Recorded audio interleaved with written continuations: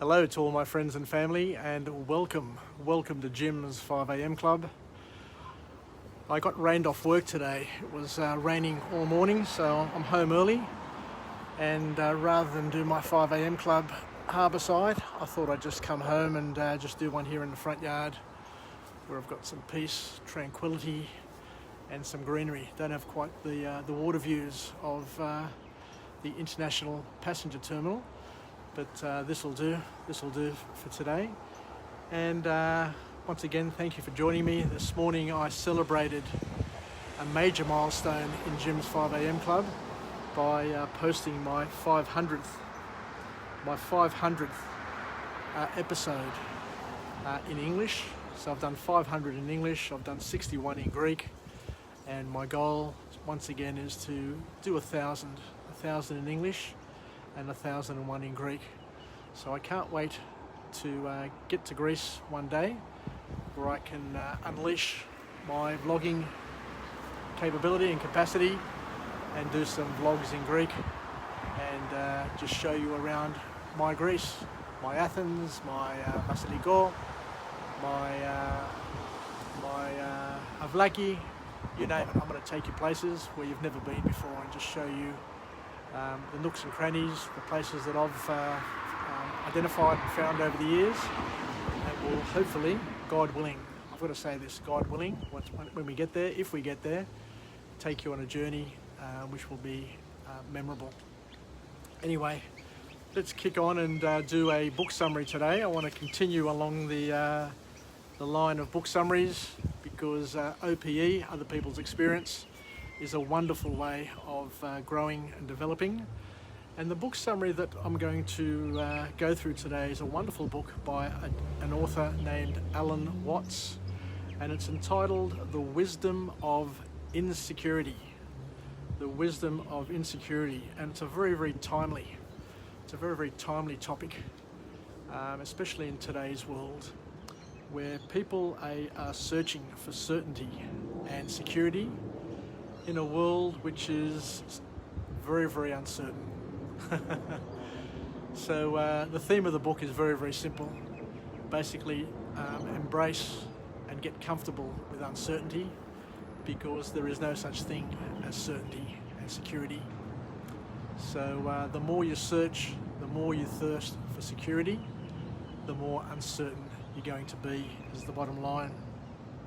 So the author kicks off with that bold statement, and that is to accept that there is no security, regardless of whether or not you're surrounded by your parents, your cousins, your family, an army of 1 million people. The bottom line is that there is no security, and that you just need to learn to surf and make the most of your days and your opportunities, and to just get by day by day. And the author then launches into a beautiful spiel about purpose and meaning of life.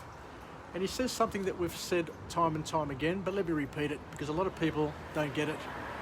Because if they got it, they'd behave a lot differently.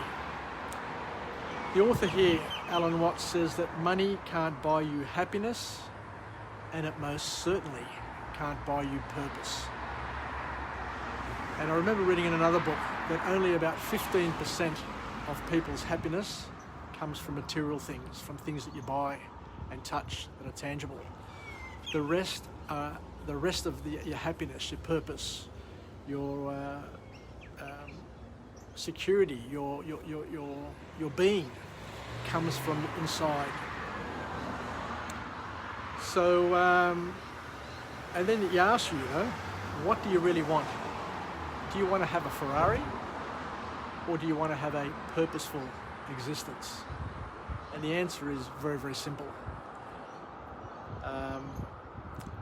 And that he goes on and he says that a life of consumerism is basically just consuming, buying, accumulating assets, toys, things. A life of consumerism and pleasure seeking. A life of consumerism and pleasure seeking won't make you fulfilled. You won't get fulfillment by seeking things. And a lot of people don't get it. And you see them. They'll just go out of their way to go on cruise after cruise, to buy car after car, to buy bag after bag, shoes after shoes, hoping to find and to fulfill that insatiable thirst for pleasure and happiness, only to find that they still feel empty. They feel empty, they feel lonely, they feel isolated, and they don't understand why. And they think that in order to fill that gap, they just need to go and spend more money. So they'll just go out and buy the latest, the greatest, the biggest, the best. And before you know it, they're back to where they were, just feeling empty and unfulfilled. So then the author goes on to say something very, very profound, which resonated deeply with me. And he said something that I haven't really considered or thought before. And he says that we live in a new world. The world that you and I live in today is not a world that anybody else has lived in before. Because for the first time in the history of mankind, people are living in a world which is very, very hedonistic. It lacks spirituality, it lacks religious zeal, and it doesn't have the thing that all of the generations had before us. I remember years ago going to a seminar at my local parish, and there was a monk from Mount Athos, and he reminded everybody, he says that in terms of our Hellenism, in terms of our Greekness, he says that there never was a time in the history of mankind where Greeks were not deeply religious. But we're slowly but surely coming to times where people are less religious than what they used to be. And you look around and the number of people who have a structured lifestyle which is grounded in religion, in doctrine, in morals and in principles, are far fewer than what our families were when I was growing up, and most certainly when my parents were growing up and my grandparents were growing up many years ago. And here is the big point, that in the past, our parents, our grandparents, our relatives, our ancestors lived fulfilled lives because they knew that they had their religion, their beliefs, their doctrines to live by, and they had a future goal. Their future goal was something which was the magnet, which drew them and shaped their everyday and every decision, and how you behaved, and the fact that you just held on. You knew that you went through pain, you went through suffering, you did what you did in order to gain meaning for your life. Because in a religious life, in a Christian life, you know that pain and suffering are something which are a given. You're going to experience pain and suffering whilst growing up and going along your path. You need to carry your own cross. It's expected. It's discussed. It's shared. It's common knowledge. But what makes it different from today's world is that the eternal rewards of a religious life far outweigh the costs, and it makes it all worthwhile to go through the pain, to stick it out, to stay married, to help, to support, to live a life of charity. All of those things, giving of yourself to others, are done with a purpose, and that purpose is to attain eternal salvation. But people nowadays Let me just get out of the sun because it's a bit warm. But people nowadays, there you go. Let me get the right light. I'll come over here. People these days are quite different. And the way that they're different, the way that we are different, I'm not saying they, the way that we are different, is that people now feel more empty, more directionless, and more lonely because we've been reduced from communities, from families, from parishes, from believers, to selfish individuals whose only purpose in being is to satisfy our own greedy, selfish wants. And I say that with love. I don't say it to make anybody feel uncomfortable, because to a certain extent, most of us, many of us, including myself, are in the same boat. So the fact that society now celebrates the individual, celebrates us trying to grow, develop, and achieve all that we can for our own selfish needs, means that we want to be different.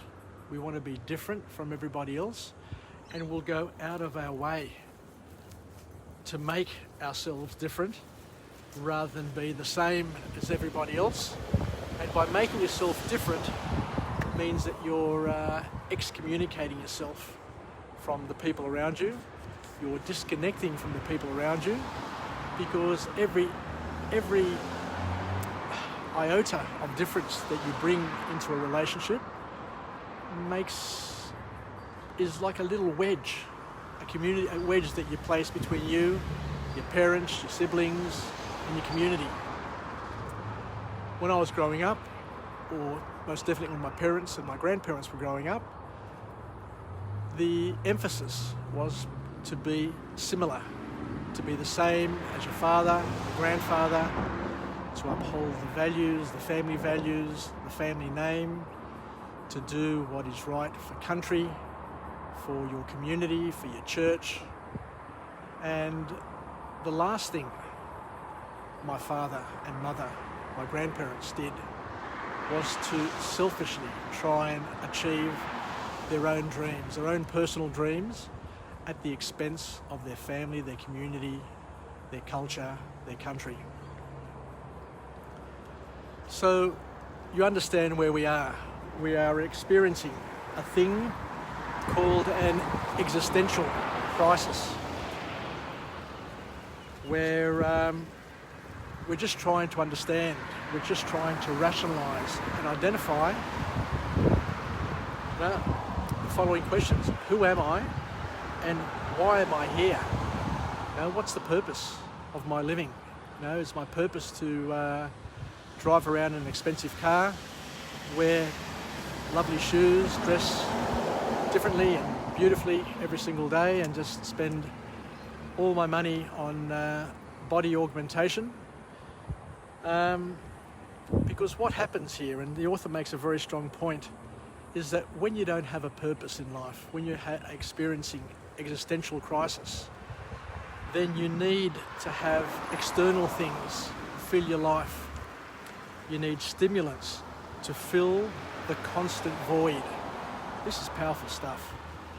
Stimulants, alcohol, drugs, nicotine, caffeine, clothes, you name it.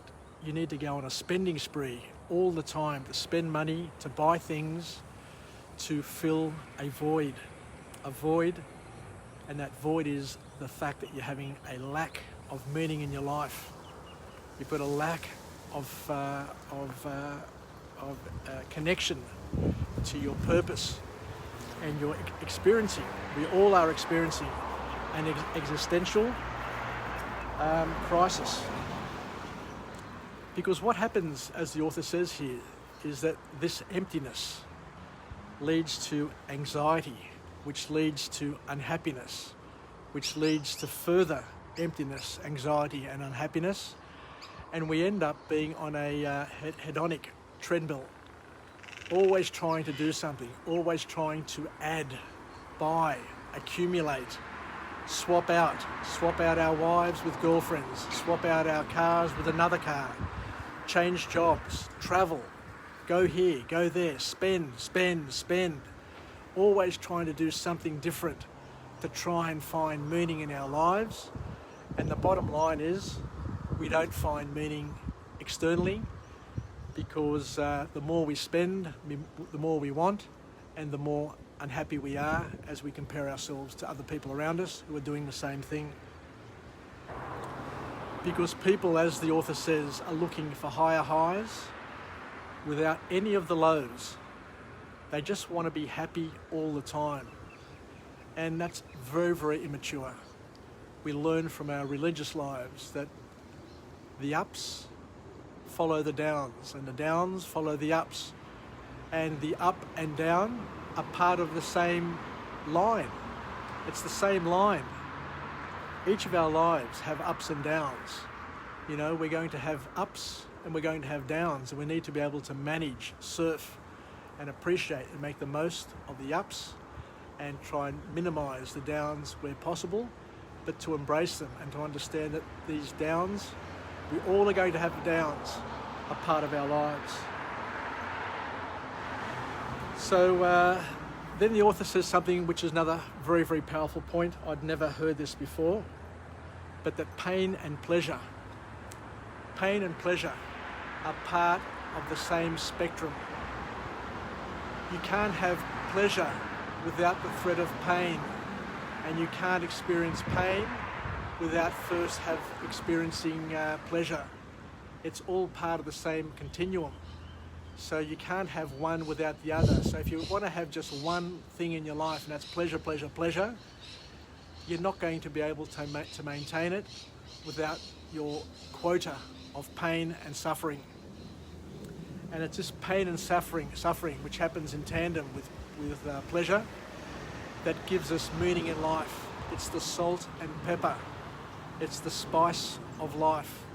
You can't have good times all the time, because the good times will get boring if they're there all the time. You need to have the risk of good and bad happening in parallel in order to enjoy the highs of the highs.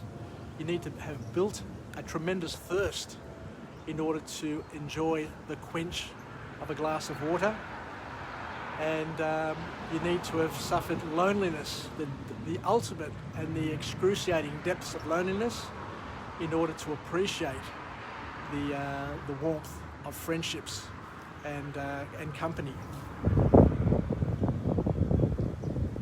So you need to experience one in order to experience the other. And you can only experience the best moments when you've experienced the worst moments. So the author then goes on to talk about the importance of reconciling our lives. You need to reconcile yourself to life's ups and downs, and welcome the fact that things are going to be insecure, and not to worry about it, but to delegate it. Delegate your fears, delegate your problems to your Creator, and have a belief that all good will come, and the best is yet to come. I remember years ago going to a fellowship class, and the teacher there talked about the wedding at Cana, where Jesus attended a wedding and performed his first miracle, and it was a wedding of one of his disciples. And they ran out of wine. And Jesus ordered the head servant there to bring bottles or what do you call them, vats of water, and he converted that water to wine. But not only did he convert it to wine, but he converted it to outstanding wine. And the maitre d', the head steward there, said to Jesus, "Why do you leave the best wine to last?" Normally what happens, or what they used to do in the old days, is they used to serve the good wine first, and when people were intoxicated, then they start serving the poorer quality wine, because people wouldn't have been able to tell the difference and would have been just drinking anyway, just to further their intoxication. To which point the message of that miracle is that Jesus leaves the best to last. So from a Christian perspective, whatever we go through in life, whatever we experience in life, is both the good and the bad, is the first wine. And come the end of our life and in our afterlife, for those who observed and who have been believers and have done whatever is necessary, they will get to experience the outstanding wine, the best wine. And that's why we always say, from a Christian perspective, that we need to be humble, and we need to continue along our path and be spiritual, and to be grateful, and to live with gratitude, with the hope that one day, it's starting to rain, that one day the best wine will be served, because the best is always left for last. So the author then goes on to tell us and to advise us, like many people advise us throughout our lives, to stop worrying, to stop trying to control anything and everything in your life, and to basically live the present moment and make the most of your life, accept what happens, and live in the moment, as opposed to worrying about the past. The author says here to enjoy the present moment and release yourself from the distractions of yesterday and tomorrow. There are too many people, you see it wherever you go, they're caught up in their past, or they're worried about their future. And the past and the future distractions are taking them away from this very, very moment that we have together. So the author has a call to action. Stop planning the future. Spend less time trying to plan your future. Of course, think about it, prepare for it, but don't be obsessed with planning and trying to control your future all the time, or bemoaning your past, because you'll miss out on your present. It's a very, very powerful point. There's nothing more powerful that I can say to young people than to enjoy your present. Make the most of your present, because if you're focusing on your past, or if you're focusing too much on your future, you're going to miss the present. And then you're going to be looking back tomorrow and worrying about what you missed out on today, because you missed it. You weren't paying attention. You didn't say hello to that beautiful girl that could one day become your wife, or you didn't focus on your job so that you could become the next manager of your team. Who knows what it is? Who knows what God's plans are? But you need to work the present in order to create your future, and not to waste time living in your past or overly obsessing about your future. So the author then says something which I love. I absolutely love the following point. And he says, make time to savor the moment. Make time to savor life. Savor what you're eating. When you sit down to eat, savor each morsel, each mouthful. When you're drinking wine, sip it slowly and savor it. Savor that mouthful of wine. When you hug somebody, be there in the present at that moment and savor that hug. When you kiss somebody, savor that moment. Don't let it go wasted. Don't let it go missing. Don't pick up the morsel from your plate and plonk it in your mouth, and at the same time as you're chewing, go searching for the next piece of meat or delight on the plate. Put your knife and fork down and savor those mouthfuls one by one. Enjoy life. One bite at a time, one moment at a time. Don't go wasting the moment. Don't go selling out the moment, looking for tomorrow or worrying about your past, because you're going to regret it.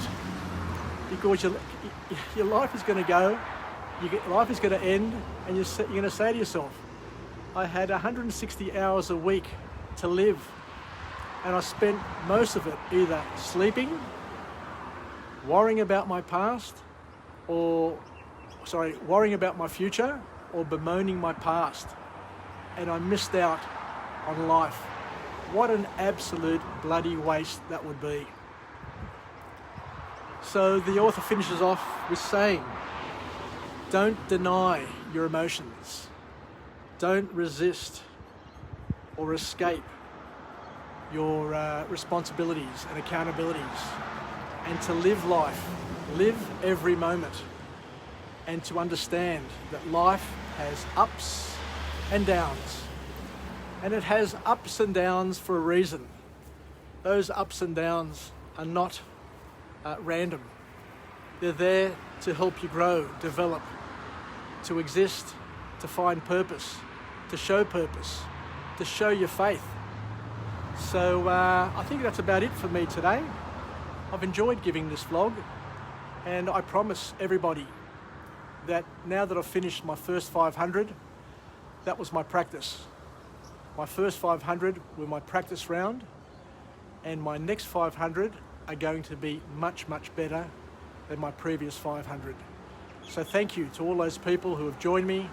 Thank you to all those people who have supported me along the journey. If you like what I say, hit the like button, because as a performer, I just need to have a bit of feedback every now and then. And I ask you to also subscribe to my YouTube channel, James Paniaris, one word. Become a subscriber, and my YouTube Jim's 5am clubs will pop up whenever I do them. I'm currently doing about 4 or 5 a day. I'm on a mission to finish the 1,000 as soon as I can, which will be my legacy to my children, my family, and to anybody else who may benefit from it. But let's finish off with a positive affirmation. I'm alive, I am well, and I feel absolutely great. To my friends and family, it's a bit bright there. Stay connected, stay relevant, stay reasonable, and most importantly, embrace life's ups and downs, and know for sure and for certain that life has no certainty, not for you, nor for me. So it's okay to feel insecure, because we all are insecure, and it's what makes life interesting. Because if life was secure, if life was sure and for certain, it would be boring, and we'd do absolutely nothing. We'd spend our days on the couch just waiting for the next day to come, and the following day, and the following day, and then get to our deathbed and wonder what the hell happened. So make the most of your days, make the most of your moments, make the most of your 160 hours a week. Don't waste too much time sleeping, and don't spend too much time doing nothing. Find a balance. Find a balance and find your purpose. And once you find your purpose, you'll find your happiness. And don't go chasing that Ferrari, the Porsche, the cars, the shoes, the clothes, the cruises, the holidays, the girlfriends, you know yourself in your life. The things that we chase, the things that we look for, that are a complete waste of your momentum, a waste of your existence, and won't give you purpose nor happiness. So take care. Sasagapao. Wishing you all the best on this Tuesday, this sunny Tuesday, or should I say overcast Tuesday, with the sun penetrating the clouds. So it's a beautiful light for taking videos. So I'm really happy with this iPhone 12 Pro Max, and I recommend it to anybody wishing to commence their vlogging journey.